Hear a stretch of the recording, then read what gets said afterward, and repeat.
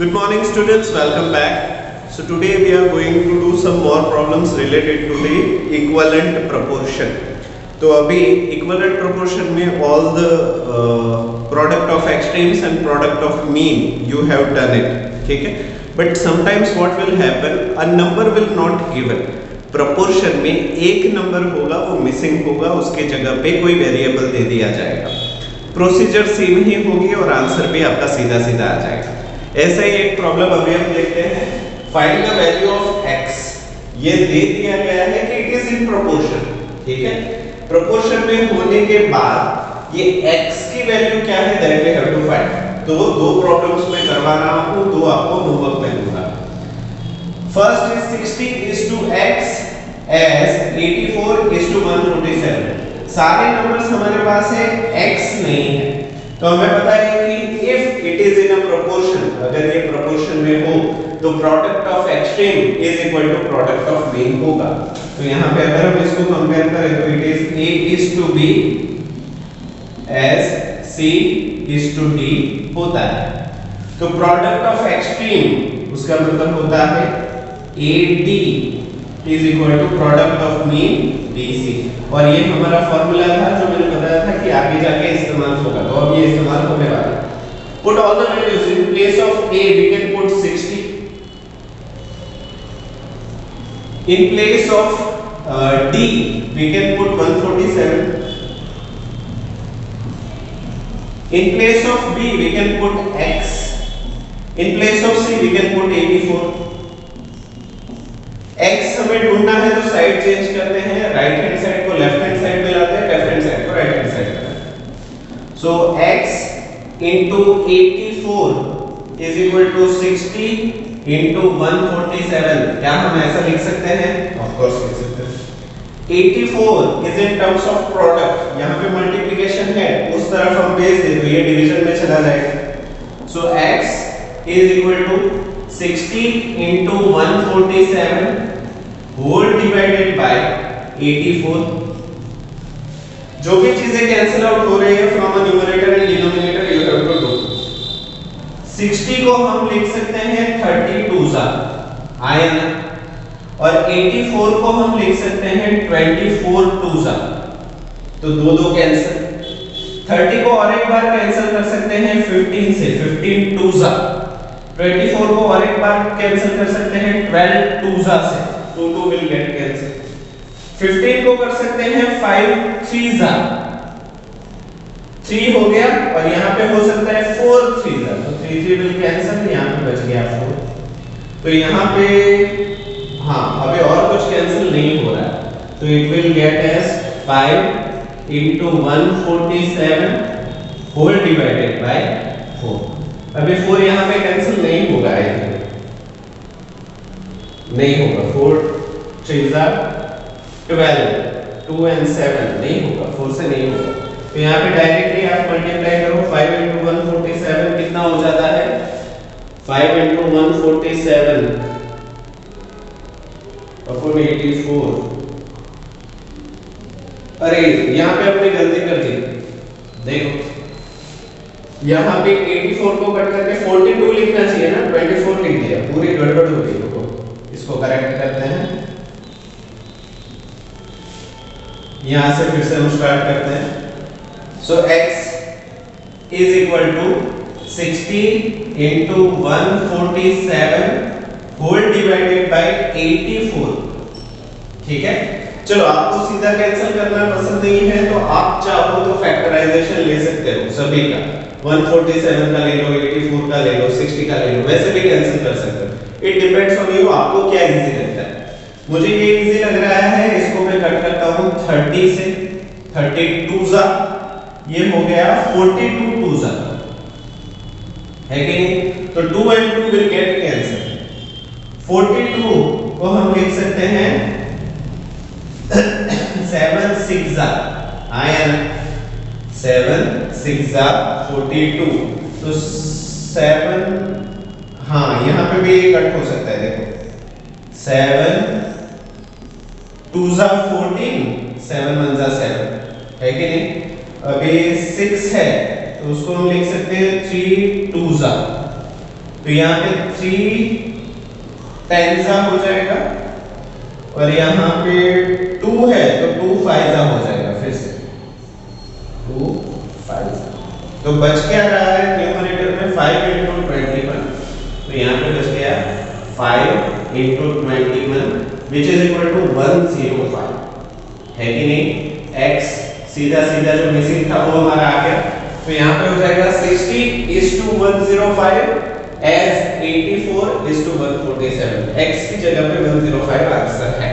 ठीक है, वीडियो को पॉज करो, ये सॉल्यूशन लिख लो, मैं दूसरा वाला भी करवाता हूँ।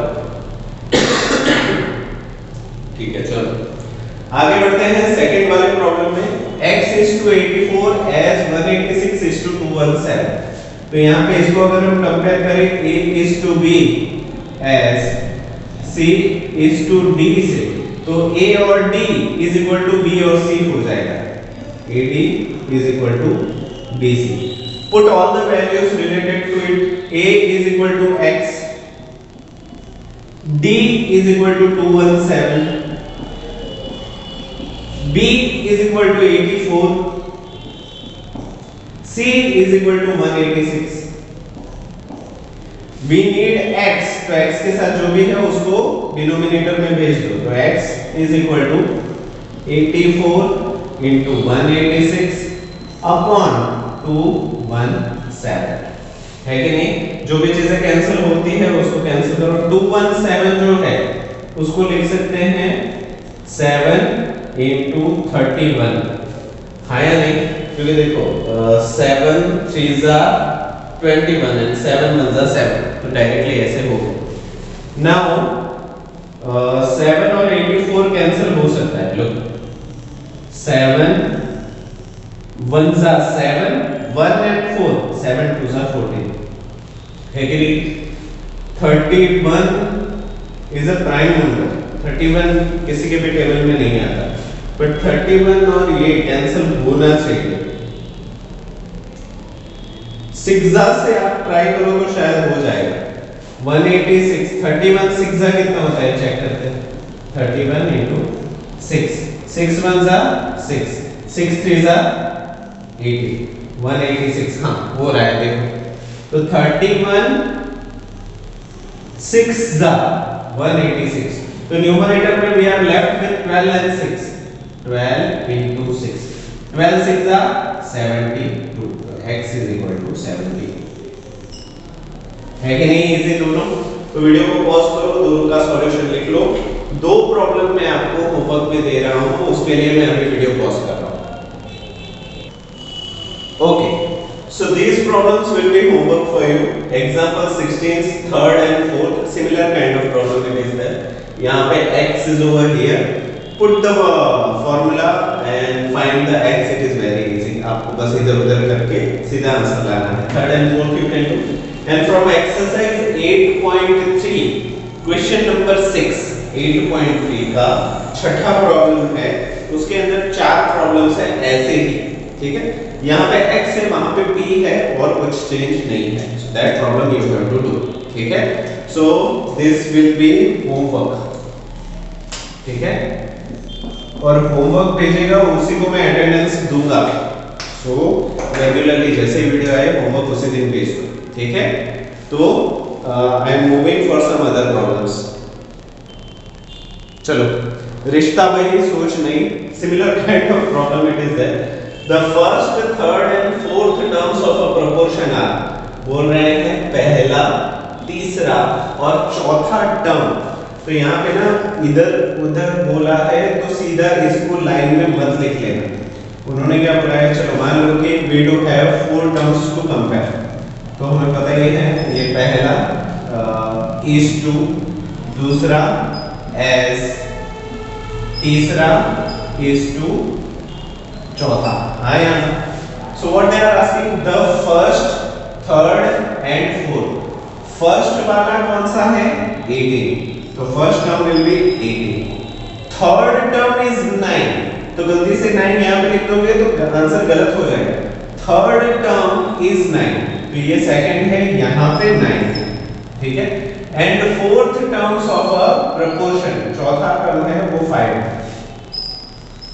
क्योंकि रिस्पेक्टिवली है, फर्स्ट यानी कि ये, थर्ड यानी कि ये, फिफ्थ फोर्थ यानी कि ये, तो इसको मैंने लिख दिया। एज यू ऑल नो ये वाला टर्म कुछ है नहीं, so take any variable a b c d x y z alpha beta gamma कुछ भी ले लो, यहाँ पे पुट करो x, find the second term, ये सेकंड टर्म मिसिंग है उसको ढूंढो। So we know that a is to b as c is to d, product of extreme is equal to product of mean, तो उसका मतलब हो गया AD is equal to BC. Put all the values, A as 18, B as 5, B as X, C as 9. जिसको हमें ढूंढना है उसको लेफ्ट साइड रखना ज्यादा सही होता है, तो इसकी साइड चेंज करते हैं, RHS becomes LHS, LHS becomes RHS, so it will become X into 9 equals to 18 into 5. यहाँ पे 9 मल्टीप्लिकेशन में है, इक्वल टू की साइड चेंज करेंगे तो डिवीजन पे चला जाएगा, तो x is equal to 18 into 5 whole divided by 9. We know that 9 2s are 18 and numerator में 2 into 5, तो x is equal to 10. तो दूसरा टर्म हमारा हो गया 10. ठीक है, तो वीडियो को पॉज करके ये सॉल्यूशन लिख लो, similar kind of problem I am giving you as a homework. Okay, so from exercise 8.3, problem number 4 and problem number 5 are similar kind of problems, same वैसे ही है, तो ये आपके लिए होगा होमवर्क. ठीक है, now I am moving for some other kind of problems. Okay, moving ahead, example number 18. The ratio of the length to the width of a rectangular sheet is 9:5. कोई रेक्टेंगुलर शीट है जिसकी length और width का ratio, length और width का जो ratio है वो 9:5 है. कितना है? 9:5. If the width of the sheet is 15 centimeter, अगर ये जो शीट हमें दी है उसकी विड्थ 15 सेंटीमीटर हो तो उसकी लेंथ कितनी होगी? अभी हमें लेंथ और विड्थ का रेशियो दे दिया, मतलब ये प्रोपोर्शन में है, तो हम इसको लिख सकते हैं लेंथ, हाँ इसको हम लिख सकते हैं L/W. तो यहाँ पे रेशियो हमारा दिया गया है 9:5, तो यहाँ पे स्टार्ट करो सॉल्यूशन. L/W as 9:5. ठीक है, लेंथ और विड्थ का रेशियो है वो 9:5. उसके साथ the width of the sheet is 15 centimetre और एक ऐसे है,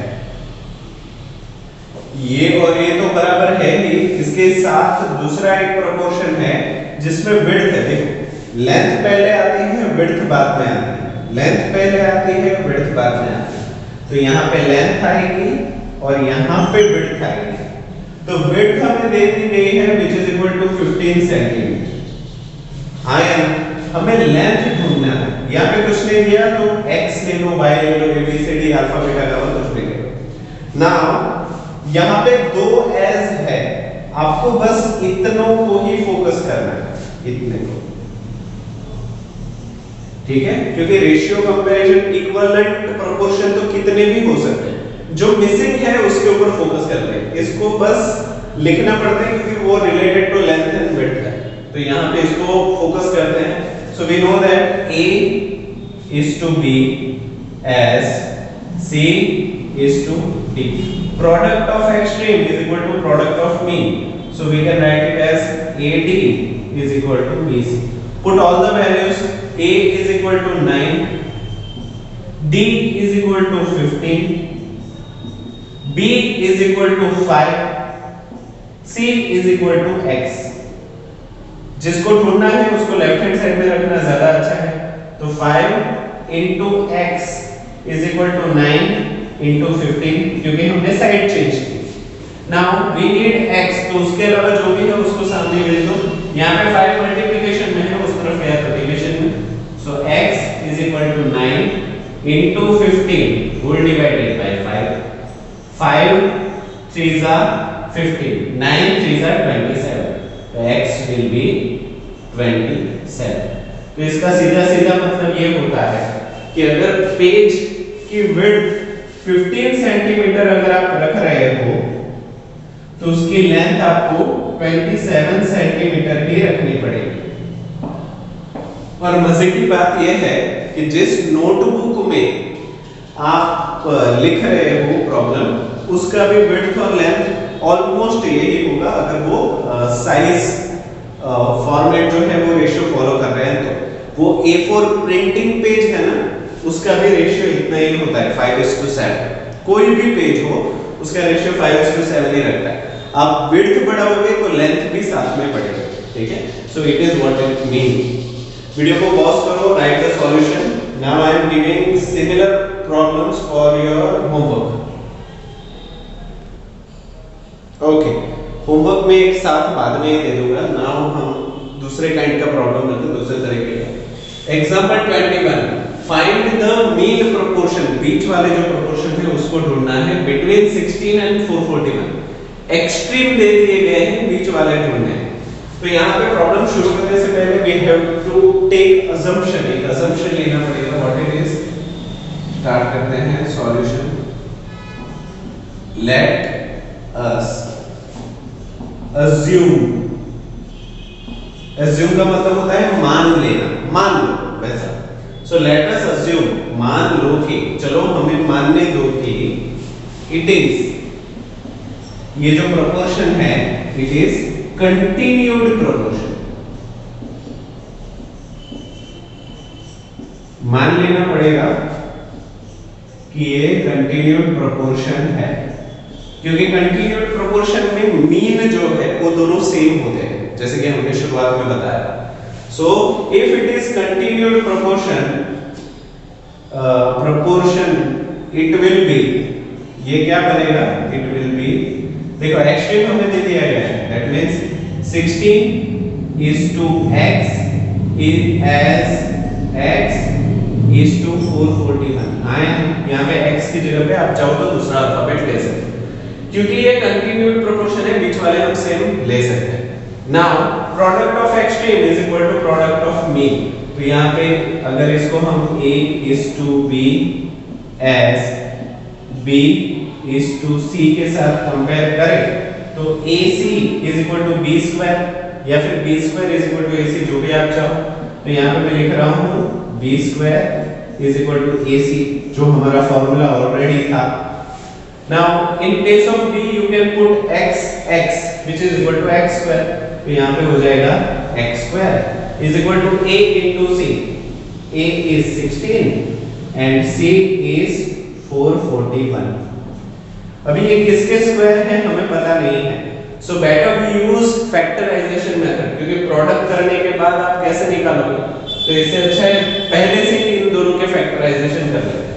So taking 16 के फैक्टराइजेशन बहुत इजी है। 2 8 जा 2 4 जा 2 2 जा 2 1 जा। सिमिलरली 441 है, तो अगर आप एडिशन करोगे तो 4 + 4 8 8 + 1 9, that means it is divisible by 3। तो 3 1 जा 3 1 4 3 4 जा 12 2 1 3 7 जा 21। अगेन 7 + 4 11 + 1 12, ये फिर से 3 से हो सकता है 3 3 4 जा 12 2 7 3 9 जा 27। 49 cannot be divided by 3, cannot be divided by 5, again it will be 7 7 7 जा 41 7 1 जा 7। तो यहाँ पे you can write it as x square is equal to 16 को आप लिख सकते हो 2 2 2 2, that is 2 power 4। चलो ऐसे लिखते हैं 2 into 2 into 2 into 2, ठीक है। 441 को आप लिख सकते हो 3 3 7 7 3 3 7 7। अभी ध्यान से एक ही बात समझ लो, यहाँ पे स्क्वायर है तो आप हर छोड़ियों को ढूंढो। तो यहाँ पे 2 into 2 2 स्क्वायर हो जाएगा, यहाँ पे 2 into 2 2 square, 3 into 3 3 square, 7 into 7 7 square. तो इसको आप कैसे लिखो, x square is equal to 2 square into 2 square into 3 square into 7 square, ऐसे लिखो। Now you can cancel square from both sides, दोनों ही जगह पे स्क्वायर है हर किसी के माथे पे, तो स्क्वायर को आप कैंसिल आउट कर सकते हो, ठीक है।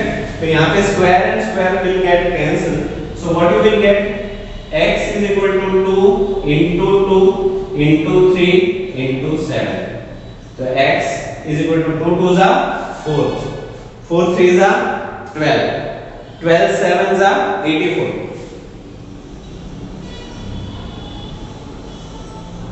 So your missing mean term will be 16, 84, 84, 441.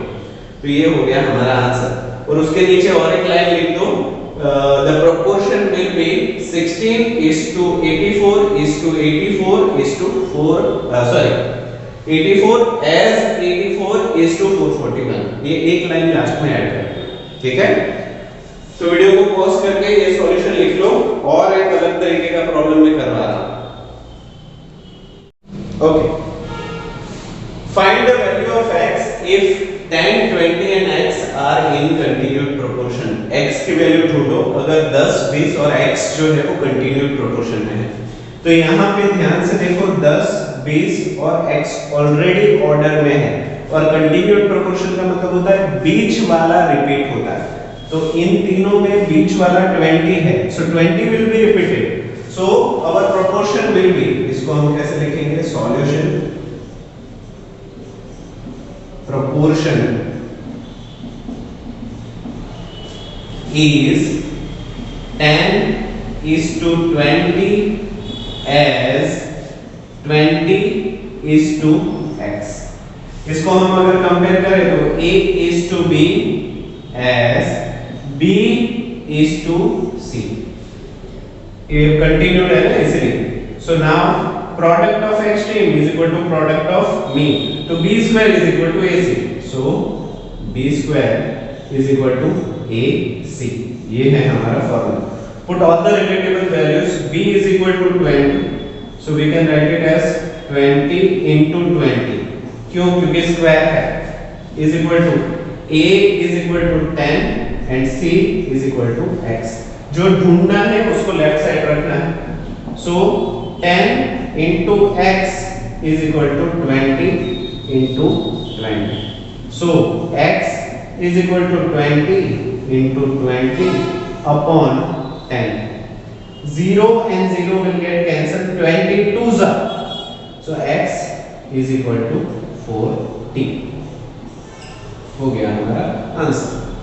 Video को पॉज करो, सॉल्यूशन लिख लो, और इसी के साथ आपके जितने भी डिफरेंट काइंड ऑफ प्रॉब्लम्स थे वो सारे मैंने करवा लिए।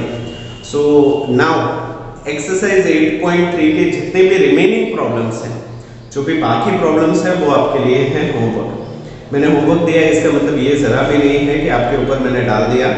यू कैन ट्राई इट, आप करोगे, आपसे हो जाता है तो well and good and it is best, but अगर नहीं होता है don't worry, ask me in a message, I will do the solution of remaining problems, but सारे नहीं, ठीक है, क्योंकि ये सिमिलर काइंड ऑफ प्रॉब्लम्स ही हैं। अगर आप ध्यान दोगे तो मुझे नहीं लगता कोई भी प्रॉब्लम बाकी रहेगा, ठीक है।